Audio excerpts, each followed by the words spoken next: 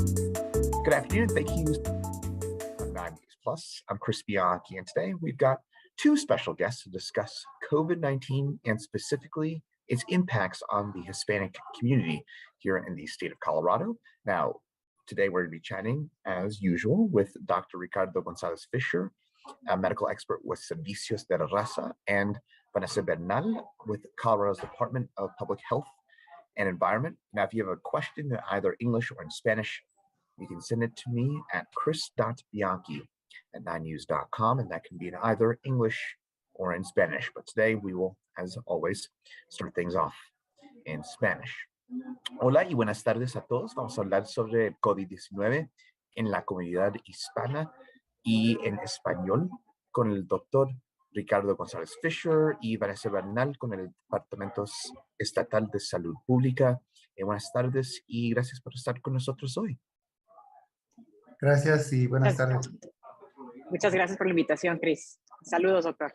Sí, un placer como siempre. Y además, si necesitas esta información en inglés, lo tendremos en más o menos 5 minutos, pero lo empezaremos ahora en español. Y Vanessa, yo quiero empezar con usted, porque la semana de la semana pasada se inició con la vacunación de los bebés de 6 meses a los niños de 4 años de edad en Colorado.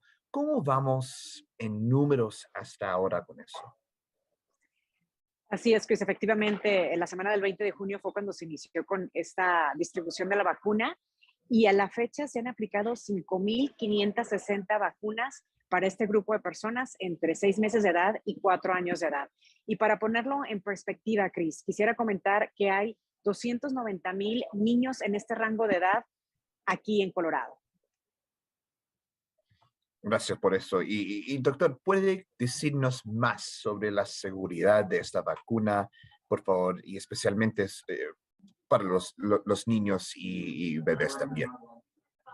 Sí, bueno, ya platicamos en alguna ocasión el trabajo que se ha hecho para la farmacovigilancia de la vacuna, de estas vacunas para COVID-19, ha sido el trabajo más intenso que se ha realizado para vigilar la seguridad de cualquier otra vacuna en la historia de la humanidad. Y después de hacer esto con millones de personas a nivel mundial, sabemos que es una vacuna segura y efectiva. Bueno, con esta información, Vanessa, ¿qué está haciendo el Departamento de Salud para contactar a los padres de familia y avisarles que la vacuna ya está disponible? ¿Qué están haciendo especialmente con eso? Chris, se están haciendo diversos esfuerzos y te menciono algunos. Primero, se envían mensajes de texto o correos electrónicos a los padres de familia. También existe el programa de campeones por la equidad de la vacuna, que consiste en un grupo de líderes comunitarios que llegan a las regiones más, digamos, más marginadas o a donde es más difícil accesar. También se hacen eventos educativos y campañas publicitarias.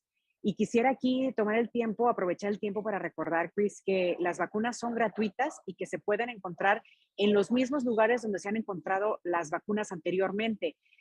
Por supuesto, para este grupo, con los pediatras también, con sus doctores de cuidado primario, como decimos en español, con el doctor de cabecera, en centros comunitarios, en clínicas móviles, en farmacias y en clínicas también del Children's Hospital de Colorado, del Hospital Infantil de Colorado. Bueno, gracias por eso. Y hay otra opción también. Doctor, ¿puede contarnos más sobre las clínicas de vacunación que Servicios de la Raza está organizando también? Estamos trabajando bastante, Chris. El día 9 y el día 10 de julio vamos a tener eventos. El día 9 hay un festival de mole que va a ser en Westwood y ahí vamos a estar. Y el día 10 vamos a estar visitando Brighton. También vamos a modificar nuestro esquema de las clínicas que estábamos haciendo los martes para moverlas a los jueves, para darle oportunidad a más personas de poderse vacunar con nosotros. Bueno, gracias. Y eso concluye la parte en español de nuestro programa. Ahora seguiremos en inglés. And as we switch things over to English, Vanessa, I'll just obviously ask you this in Spanish, but we just, of course, here in Colorado started vaccinating babies from the ages of 6 months to 4 years old. What are the vaccination numbers like at this point? Thank you, Chris. At this time, 5,560 vaccines have been administered here in Colorado among this group of people.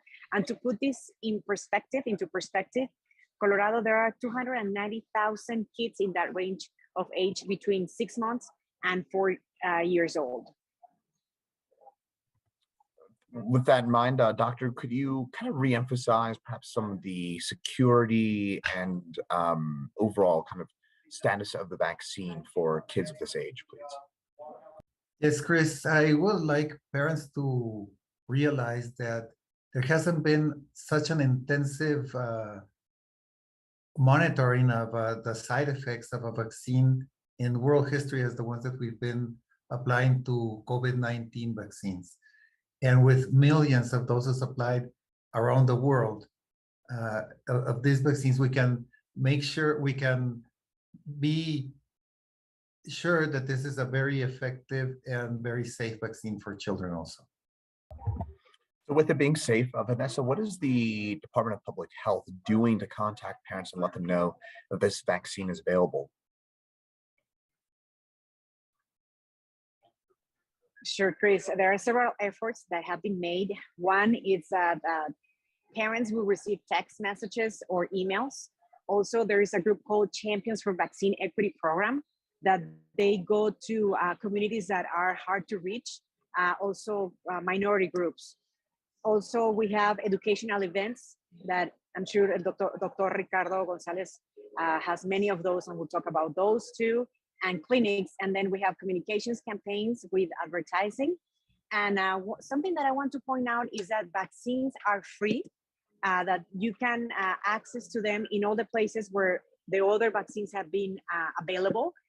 Also, of course, with your pediatricians, with your primary care doctors, community health centers, mobile clinics, pharmacies, and also clinics of the Children's Hospital Colorado. All this information is in covid19.colorado.gov/kids vaccines.